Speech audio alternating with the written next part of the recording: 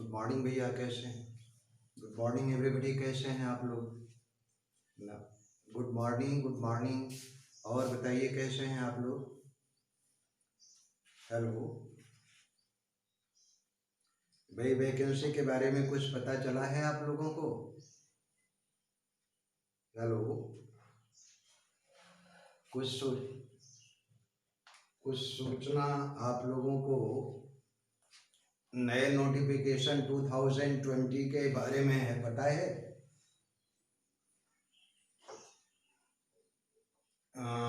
TET लागू करने की सोच रहे हैं, अभी इसके बारे में कोई पुख्ता जानकारी नहीं है, लेकिन नया नोटिफिकेशन बता रहे हैं अक्टूबर के लास्ट तक दे देंगे ये, क्योंकि हमारे पास भी कुछ सूचना आई कि अक्टूबर के एंड तक ये जो है नया नोटिफिकेशन देने की सोच रहे हैं। खैर कोई बात नहीं, थोड़ा आप लोग जो है और उत्साह के साथ जुट जाइए। क्यों? तो मित्रों, आज जो है फिगर्स ऑफ स्पीच का समापन कर दिया जाए और दो चार फिगर्स ऑफ स्पीच और बचे हैं। आज उसकी चर्चा होने के बाद मैं एक टेस्ट पेपर भी दूंगा आपको फिगर्स ऑफ स्पीच पर। तो आज का फिगर ऑफ स्पीच हम लोग लेते हैं zeugma. Hello, zeugma. Zeugma is derived from Greek word ज्योग्मिनी। ग्रीक भाषा का शब्द है ज्योग्मिनी, और ज्योग्मिनी का मतलब होता है योकिंग टुगेदर, एक साथ जोतना या एक साथ जोड़ना। अब ज्योग्मिनी कैसे योकिंग टुगेदर है? इन ज्योग्मा a verb is yoked with two nouns। दो नाउन को एक ही वर्ब से जोड़ देते हैं। वैसे अगर दो नाउन हैं तो सब्जेक्ट बनते हैं और दो सब्जेक्ट के लिए अलग अलग वर्ब का प्रयोग किया जाता है। लेकिन ज्योग्मा में क्या करते हैं कि एक ही वर्ब को दो नाउन के साथ अटैच करते हैं। To one it is strictly applicable. एक नाउन के साथ तो पूरी तरह से ये उपयुक्त होता है, while with the other it is irrelevant। और जबकि दूसरे नाउन के साथ ये बिल्कुल irrelevant होता है या गैर प्रासंगिक होता है। और ये भी ध्यान रखिएगा कि it is used to create ludicrous effect। एक हास्यास्पद प्रभाव पैदा करने के लिए इसका प्रयोग करते हैं। एग्जाम्पल अगर हम लें, दे किल्ड बॉय।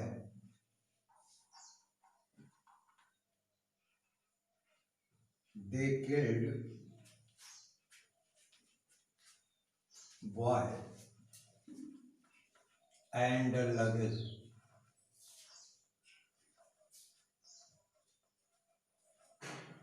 इसमें अगर देखा जाए तो दो नाउन है, एक तो जो है बॉय और दूसरा क्या है, लगेज। और किल्ड क्या है, वर्ब है। बॉय नाउन है और लगेज नाउन है। तो एक ही वर्ब के साथ हमने दो नाउन को अटैच कर दिया, ज्योग्मिनी कर दिया, जिसमें एक नाउन के साथ बॉय के साथ तो किल्ड का प्रयोग बिल्कुल सही है, लेकिन लगेज के साथ बिल्कुल ये गलत है। होना क्या चाहिए, अगर हम देखें सही ऑर्डर, तो they killed boy, they killed boy and destroyed luggage. Luggage के साथ हम किस वर्ब का प्रयोग कर रहे हैं, डिस्ट्रॉय का। अब ये सेंटेंस तो बिल्कुल सही है, लेकिन एक रेटरिक इफेक्ट पैदा करने के लिए हमने एक ही वर्ब किल्ड के साथ दो नाउन को अटैच कर दिया, तो इसमें ज्योग्मा हो गया। एक और एग्जाम्पल लें, the feast and noon grieve high. The feast and the noon grieve high. ये स्टेटमेंट है मिल्टन का पैराडाइज लास्ट में।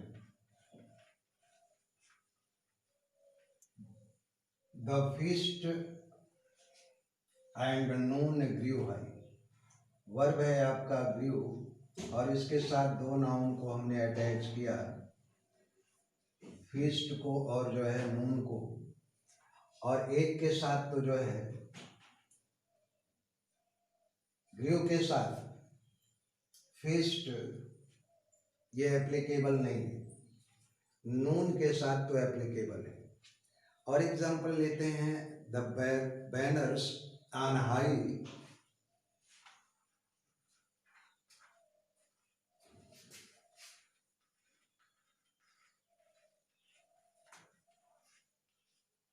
the banners on high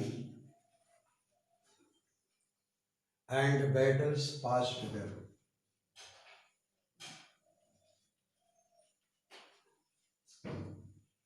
battle passed away.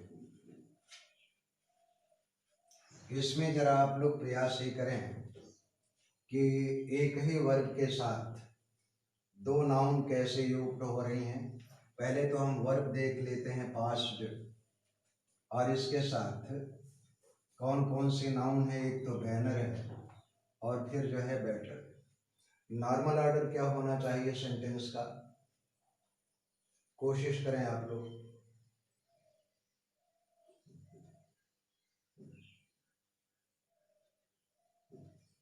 इस सेंटेंस को नॉर्मल ऑर्डर में बनाइए।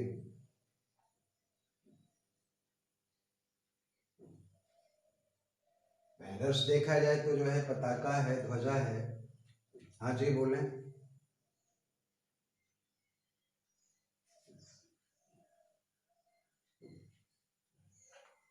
हाँ ये होना चाहिए बिल्कुल। Banners were high and battle passed away. Okay, ध्वजा लोग ऊंची रखे थे और ध्वजा को ऊंची रखते हुए युद्ध समाप्ति के बाद लोग गुजरे। तो इसमें हो गया क्या, ज्योग्मा। और ये सेंटेंस है बाइरन का। ओके डियर, तो ज्योग्मा वो अलंकार होता है जिसमें एक ही वर्ब के साथ दो नाउन को अटैच करते हैं, जिसमें एक नाउन तो वर्ब के साथ बिल्कुल कंकार्डमेंट में होती है और जो है दूसरी नाउन ल्यूडिक्रस होती है। नेक्स्ट फिगर ऑफ स्पीच हम लोग लेते हैं और वह है आपका आयरनी और सरकाज़्म। हो गया है कि नहीं, आयरनी हुआ है कि नहीं, जरा ये बता दें। आयरनी नहीं हुआ है, चलिए ठीक है, तो आयरनी आज जो है खत्म कर लें। Irony,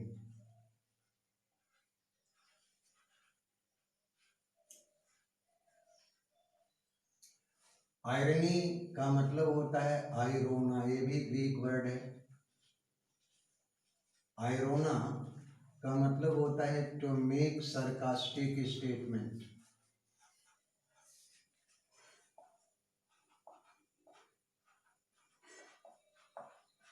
to make sarcastic statement,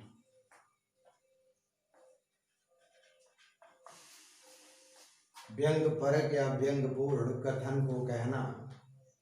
in irony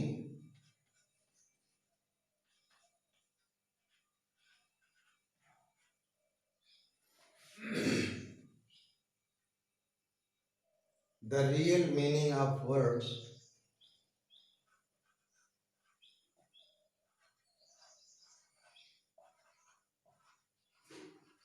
साथ साथ आप लोग लिखते भी जाएं। The real meaning of words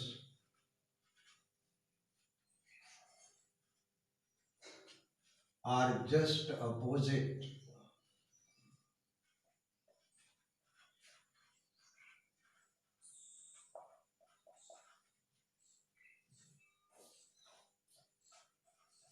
to the words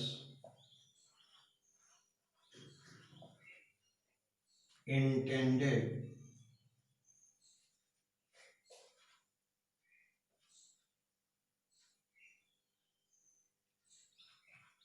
to apply, और इसको हम दूसरे शब्दों में भी कह सकते हैं, the real meaning of words used different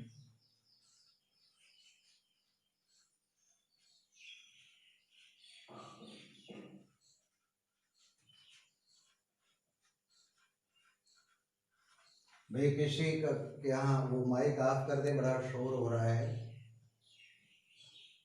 the real meanings of words used different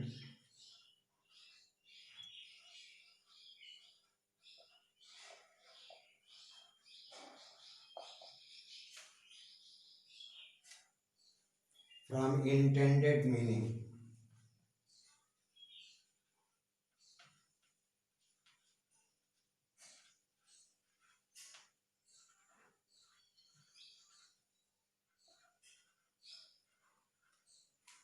जो वास्तव में हम कहना चाहते हैं उस कथन के विपरीत जिस शब्दों का हम प्रयोग करते हैं तो विपरीत अर्थ देता है। The real meaning of word, शब्दों का जो वास्तविक अर्थ है, यूज्ड डिफरेंट, वो बिल्कुल भिन्न तरीके से प्रयोग किया जाता है from intended meaning.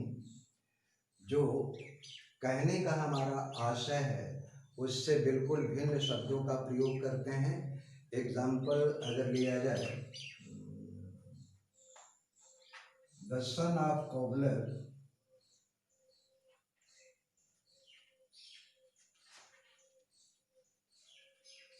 The son of cobbler is without shoe.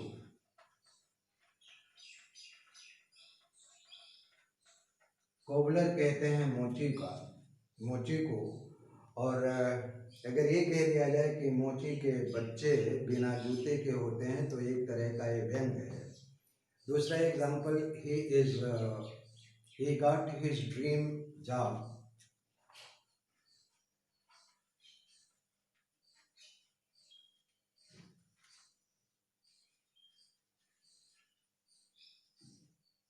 He got his dream job, which is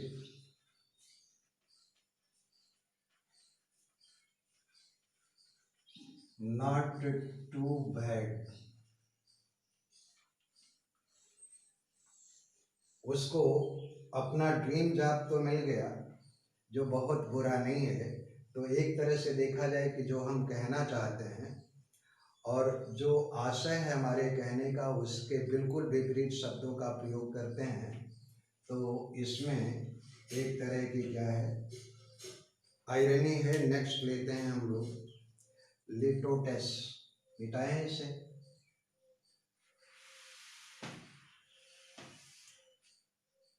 चलिए ठीक है।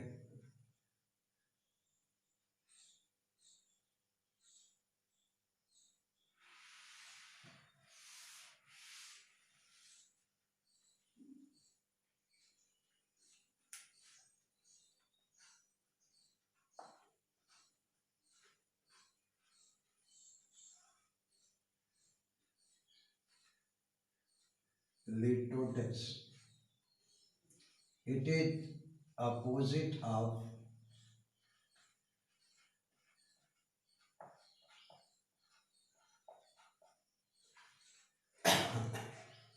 hyperbole।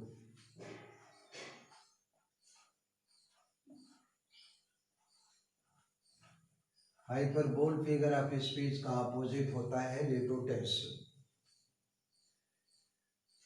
इन इट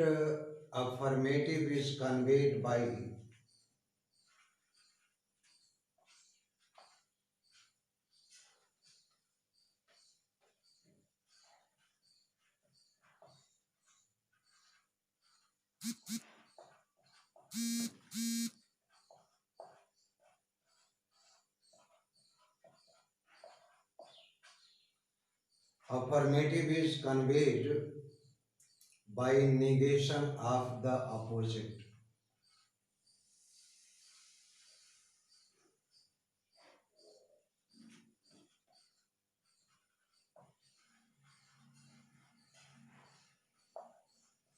जो अपोजिट शब्दों को निगेट करते हुए अफर्मेटिव को जो है कन्वे किया जाता है। अगर सेंटेंस में he is not a dollar, he is not a dollar, dollar कहते हैं सुस्त को, और इसको जो है इसका अपोजिट नेगेटिव कर दिया गया, he is not a dollar, it means he is active. तो जब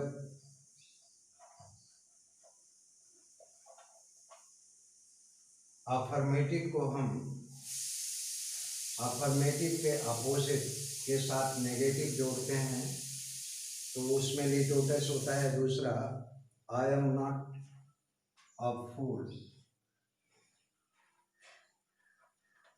आई am not a fool. Fool का जस्ट अपोजिट किससे किया गया? नेगेटिव नॉट से, it means I am wise. तो जब अफर्मेटिव को उसके अपोजिट शब्द को के साथ नेगेटिव शब्द का प्रयोग करते हैं, सीधी सी बात है कि जब किसी अफर्मेटिव शब्द के साथ नेगेटिव जोड़ दिया जाता है तो उसमें लिटोटस हो जाता है।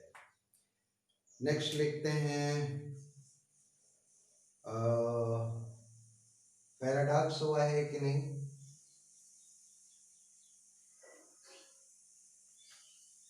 देख लें वही जो है,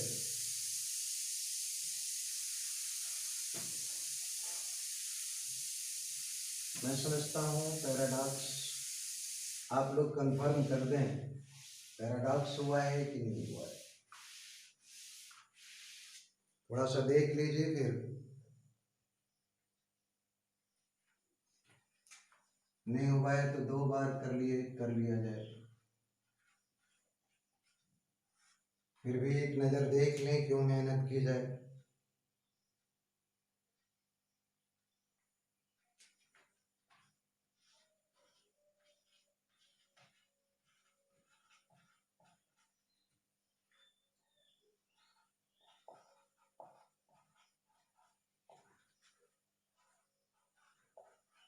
नहीं हुआ है, चलिए ठीक है।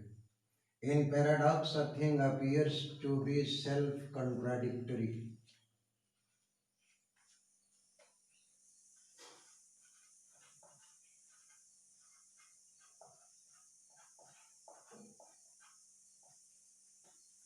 पैराडॉक्स में कोई भी चीज वह स्वयं में ही विरोधाभासी होती है, और but actually it reveals something truthful, but yet it reveals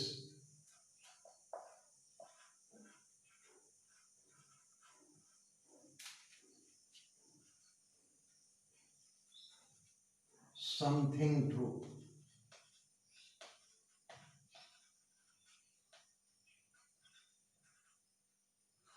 इसको एग्जाम्पल से समझें। What I have learnt is that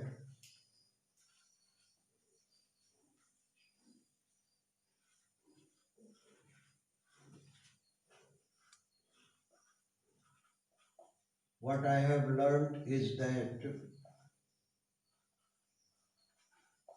I know nothing।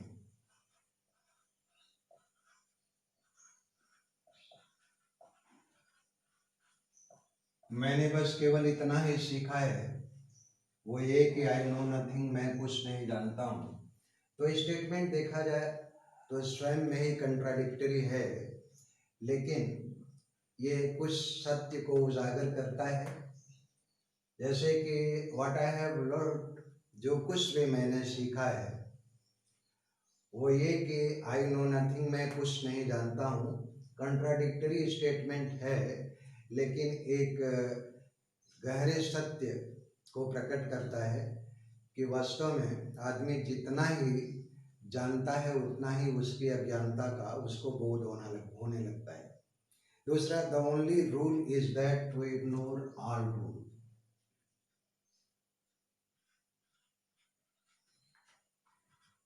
the only rule is that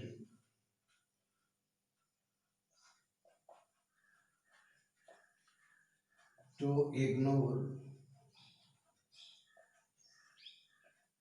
all rules।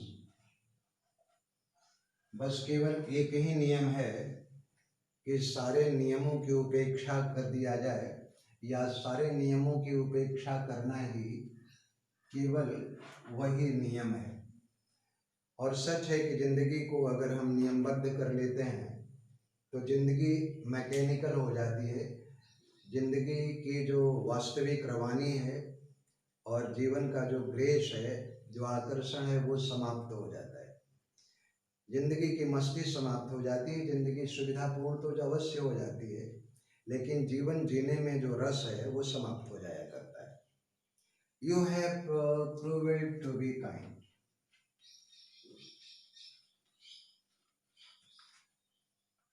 You have to be cruel to be kind।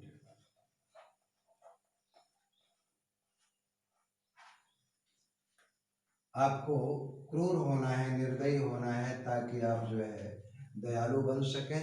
Statement self contradictory, लेकिन एक गहरे अर्थ का उद्घाटन। और you have to spend money to save it.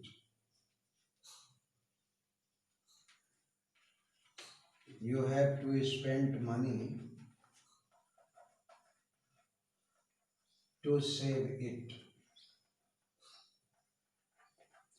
मित्रों, ये जो है फिगर्स ऑफ स्पीच आज समाप्त करते हैं। करीब 1 या 1.5 घंटे के बाद आपको कुछ स्टेटमेंट जिसमें आपको डिटेक्ट करना होगा कि कौन सा फिगर ऑफ स्पीच है। आज इतना ही। और कल आप लोग ये बताइएगा कि राइटर्स उठाए जाएं या फिर आगे की कुछ चर्चा हो। चलिए, थैंक यू वेरी मच।